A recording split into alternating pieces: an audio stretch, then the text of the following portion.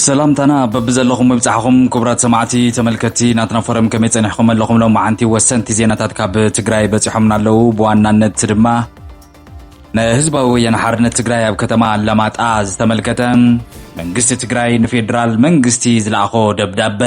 እንታይ ይብል ከምኡ ድማ ግንቦት 20 ቀዳማይ ሚኒስትር ኢትዮጵያ አብይ አህመድ አሜሪካ ዘራኸቦም ነገር እንታይ እዩ ብዝርዝር ለማዓንተ ክንምልከት ኢና ካብኡ ድማ ናይ ነጋዶታት ትግራይ ኣብ ዓፋር መንገዲ ዝተዓፀዎም ዝተመልከተ ንምንታይ ተዓፅዩ ከምኡ ድማ ካልኦት ተወሰኽቲ ዳህሳስ ሓበሬታ እውን ሒዝና ኣለና እዚ ናትና ፎረም እዩ ኣና ሃገር ተኽለ ብርሃኔ ላይክ ጌርኩም ክትጅምሩ ሼር ሰብስክራይብ ብምግባር ከም ትወትሩ ቤተሰብ ኩኑ ሰናይ ምክትታል ናብቲ ዋና ፈላማይ ዜናና ክንምልከት ከለና ናይ ህዝባዊ ወያነ ሓርነት ትግራይ ኣብ ከተማ አላማጣ ብዝብል ዝወፀ ሓበሬታ ኣሎ እዚ ሓበሬታ እዚ እንታይ ይብል ሕዚ ክነስማዓኩም ኢና መግለጺ ቅዋም አመራርሓ ጣብያታት ባዶ 1 ባዶ 3 ባዶ 4 ከተማ አላማጣ ይብል እዚ ዜና እዚ እቲ መግለጺ ብዕሊ ኣብ ገጽ ህዝባዊ ወያነ ሓርነት ትግራይ ኣብ ወይን ጋዜጣ ፌስቡክ እውን ዝተወዝዐ እዩ እስኪ እንታይ ይብል ክነስማዓኩም ምኽንያት ሓርነት ህዝብታት ኢትዮጵያን ትግራይን ዝኾነ በዓል ግንቦት 20 ንመበል 34 ዓመት ኣብ እነኽብረሉ እዋን ኮይና ውድብና ውድብ ሕወሓት ድማ ካብ ምስረታ ልደት 1967 ዓመተ ምህረት በረኻ ደደቢት ክሳብ ሎሚ ዕለት ናይ ዕድመ በዓል ጸጋን መበል 50 ዓመት ወርቃዊ የቢልዩ 11 ለካቲት ኣብ ቀረማ ከም ዘኽበርና ዝፍለጥ እዩ ሕዚ እውን ውድብና ሕወሓት ካብ ግዜ ናብ ግዜ ውሽጣዊ ጸገማት እንዳገምገመት እንዳፈትሕትን ኣብዛ ሃገር ብዝነበሩ 27 ናይ ሰላም ልምዓት ዲሞክራሲ ዓመታት ዝለዓለ ማሕበረ ቁጠባዊ ምዕባለ ዝሃነፀት ውድብ እያ ይኹን እምበር ነዞም አንጸባረቕቲ ዓወታት እንድሕሪት ብምግዳፍ ኣብ ልዕሊ ፍልፍል ዞም ዓወታት ዝኾነት ትግራይናን ህዝብናን ካብ 2013 ዓመተ ምህረት ጀሚሩ ጆኖሳይዳዊ ጽንተት ኩናት ተኸፊቱ እዩ ከም ህዝቢ 360 ዲግሪ ተዓጺና ድማ ሰፍ ዘይብል ማዕለያ ዘይብሉ በደል ኣብ ተጋሩ ተፈጽሙ ይብል እዚ ካብ አላማጣ ሕወሓት ተመልከተ እዚ ከምዚ እንደይብል እንዳሃለወ ናይ ትግራይ ኢኮኖሚ ህይወት ደቂ ሰባት ብጥሜትን ሕማምን ካብዛ ምድሪ ንኽንጠፍእ ኣብ ኢትዮጵያ ሓሊፉ ዘራያት ካብ ደገ ተዓዲሞም ተላፊኖም ኣብ ልዕሊና ተፈጥራውን ሰብ ሰራሕ ብዝኾነ መሳርሒ ኩናት ተኣውጁ ከጽንቱና ፈቲኖም እዮም ነገር ግን ክንጸንትን ክንጠፍእን ከምቲ ድሌቶም ድማ ክሰምረሎም ኣይከኣለን ምኽንያቱ በዓል ተሪር ቅዋም መስተንክራዊ ታሪኽ ዘለዎ ወረጃ ህዝቢ ዝኾነ ትግራዋይ ነቲ ህልውኡ ዝጻባእ ወራር ጽንተት ህዝቢ ዝለዓለ ሓድነት ጽንተት መኪትዎ እዩ ይብል እዚ ካብ አላማጣ ዝነበረ ንጻንሒት ዘካየድክዎ ኣኼባ ዝወሰድክዎ ገምጋም ብዝብል ሕወሓት ኣብ ዕላዊ ገጻ ዝለጠፈቶ ማለት እዩ እዚ ዝተመልከተ ዜና ብዙሓት እውን ዝቀባብልዎ ዘለዎ እዩ ኣብ ዞባ ደቡብ ራያ ትግራይ ምስ ህዝባዊ ወያነ ሓርነት ትግራይ ነቲ ዞባ ደቡብ ዘሎ መምሕዳር ዝተመልከተ ዘለው ጸጋም ፖለቲካዊ ወጥረታት ከም ንፈልጦ እዩ እቲ ሓበሬታ ግን እዚ እዩ ኢሊ ወፅኡ ዘሎ ኣብቲ ቦታ ዘለኹም ዝምልከተኩም ኣካላት ድዩ እዚ ሓበሬታ እዚ ድማ ከመይ ረኺብኩሞ ክንብል ድማ ናባኹም ኣቢልና የለና ናብ ዝቕፅል ዜናና ክንሓልፍ ከለና ዜና ግንቦት 20 ዜና ቀዳማይ ሚኒስትር አብይ አህመድ ከምኡ እውን አሜሪካ እንታይ አራኺቦም ዝብል እስኪ ክንምልከት ኢና ቀዳማይ ሚኒስትር አብይ አህመድ ናብ ስልጣን ካብ ዝመጽእ ጀሚሩ እንዳተዳኸመ ዝመጸ በዓል ግንቦት 20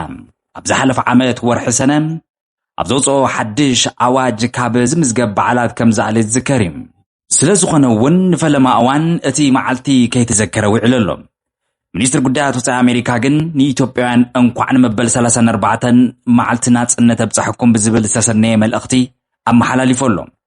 ኣብ ዕላዊ መርበብ ሓበሬታ ሚኒስትር ጉዳያት ወፃኢ ኣሜሪካ ዝተዘርግሐ መግለጺ ማርኮ ሩቢያ ኣብ መዓልቲ ዋዜማ ግንቦት 20 ብሰሉሲዩ ዘርጊሕዎ ዘሎ እዚ ሓበሬታ እዚ መንግስቲ ኢትዮጵያ ዋላ ሓደ ዘረባን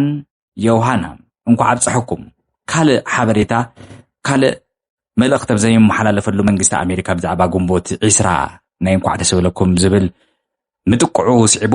ካልኦት ዘዘራርቡ ዘለው ዜናታት እንታይ እዮም ቢቢሲ ንኤምባሲ ኣሜሪካ በኣዲስ ኣበባ ዘቕረቦ ሕቶ ምላሽ ከይረኸበ ድሕሪ ሒደት ሰዓታት ድማ ትጽሑፍ ካብ ወግዓዊ መርበብ ሓበሬትኡ ክእለ ከም ዝኸኣለ ረጋጊጹ ኣሎ ብፕሬዚደንት ዶናልድ ትራምፕ ጸሓፊ ጉዳያት ወፃኢ ኮይኑ ዝተሾመ ሩቢያ ብሰሉስ 19 ግንቦት 2017 ዓመተ ምህረት ሃገራዊ መዓልቲ ኢትዮጵያ ብዝብል ኣርእስቲ እዩ ናይ እንቋ ዓብፂ ሕኩም መግለፂ ዘውፅአ ብስም ኣሜሪካ ኣብ መበል 34 መዓልቲ ናጽነትኩም ሰናይ ትምኒት ያቀርባልኩም ይብል ጸሓፊ ጉዳያት ኣሜሪካ ወጻኢ ኣብ ዘውፅኦ መግለፂ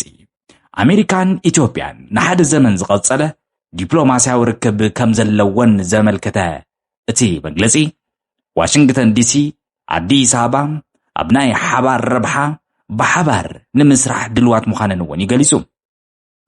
መግለፂ ጸሓፊ ጉዳያት ወጻኢ ንመንግስቲ ዝሰርዞ መዓልቲ እንቋ ዓብፂ ሕኩም ምባላ ጥራሕ እንኪኮነስ ዘዘራርብ ዘሎ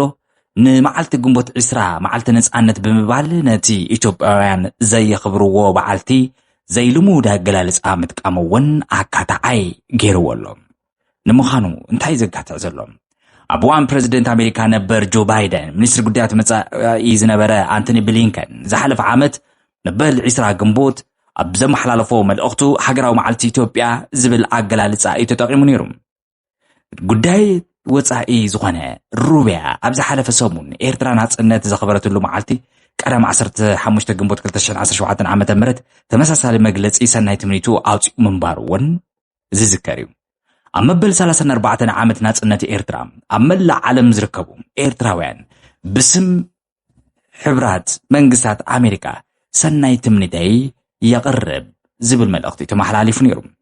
ኣብ ዘበነ ኢህወደግ ብዓብዪ ንሕን ሓቦን ዝኽበር ዝነበረ ግንቦት 20 መዓልቲ ዓወት ተባሂሉ ይጽዋዕ ነይሩ እዚ መዓልቲ ብብርኪ መንግስቲ ክኽበር ከሎ ስራሕ መንግስቲ ትምህርቲ እውን ይዕፀይ ነይሩ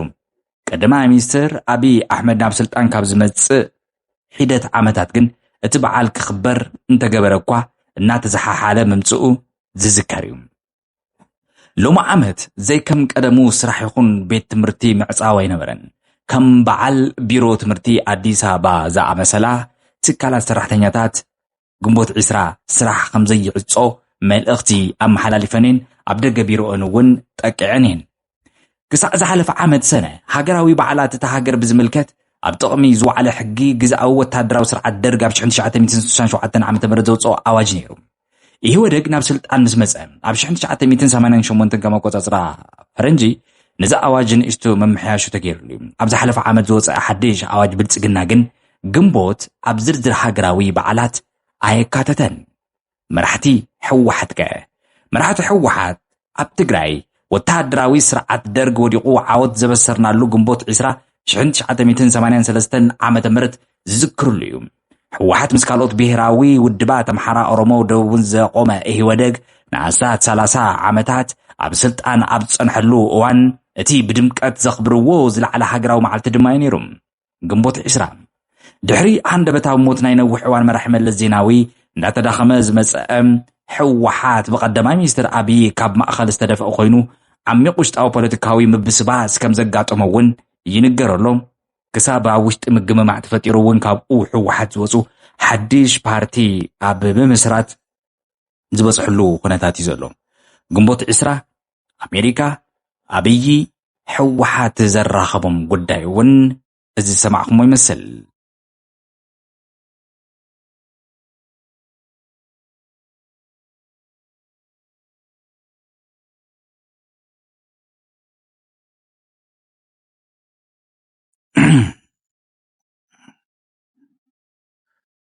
ናብ ናይ ሎማዓንቲ ዘዘራርብ ዘሎ ሓደ ጉዳይ ክንሓልፍ ከለና ድማ መንግስቲ ትግራይ ንመንግስቲ ፌደራል ኢትዮጵያ ዝለኣኾ ደብዳቤ ኣሎ ኤጀንሲ ንግድን ሰደድን ትግራይ መብራህርሂ ንኽወሃቦን ፌደራል መንግስቲ ብደብዳቤ ሓቲቱ ኣሎ ኤጀንሲ ንግድን ሰደድን ትግራይ ብዛዕባተን ኣብ ዓፋርን ኣምሓራን ዝተዓጽዋ ተሽከርከርቲ ኣመልኪቱ ናብ ፌደራል መንግስቲ ደብዳቤ ብምጽሓፍ ብምንታይ ምኽንያት ከም ዝተኸልከላ መብርሂ ይደልኤ ክብል መብርሂ ንኽወሃቦ ሓቲቱ ኣሎ መንግስቲ ትግራይ ብቢሮ ኤጀንሲ ንግድን ሰደድን ኣቢሉ እዚ ኣዝዩ ዘዘራርብ ዘሎ ክቡራት ተመልከቲ እቲ ሕጂ ዘሎ ኩነታት እንድሕር ተመልኪትና ኮይና እቲ ብ2013 ዓመተ ምህረት ቅድሚ ምእታው 2010 11 12 ተኸታተልቲ 3 መዓልትታት ዓመታት ዝነበራ ኩነታት ፖለቲካ መንገድታት ምዕጻው ናብ ትግራይ ስዒቡ ዝረኣዩ ዝነበሩ ምትፍናን ምውጣጥ ፖለቲካ እዩ ዘርኢ ንሱ ድማ ዝድገም ዘሎ ይመስል ኣብ ዓፋር ንምንታይ ተዓጽዩ ዝብል ኣሎ ናትና ፎረም ግን ብግላ ንሓደ ሓደ ኣካላት ከም ዝሓተትቶም ሰድድ ንግድን ሓደ ሓደ ንብረታትን ካብ ትግራይ ናብ ኤርትራ ይድለኣኽ ስለ ዘሎ ንሱ ዘኸረዮም ሓደ ሓደ ኣካላት ኣብ ዓፋር ዝነብሩ ከምኡ እውን ምስ ካብ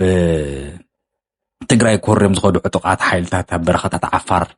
ዝዕለሙ ዘለው ንሳቶም እውን ብምንባብ ዝተገበረ እዩ ዝብል ኣሎ ሓቂ ድዩ ሓሶት ናትና ፎረም ካብ ፅፁይ ምንጪ ኣያረጋግፀትን እቲ ዕምዕምታ ግን እዚ ይመስል ንሎማዓንቲ ዝሓዝናዮም ሓበሬታታትና ዜናታትና ዘምስማዕኹሞም መስል ነይሮም ኣብ ሕድሕድ ዜናታትና ዘለኩም ርእቶ ከም ትወትሩ ወሃቡና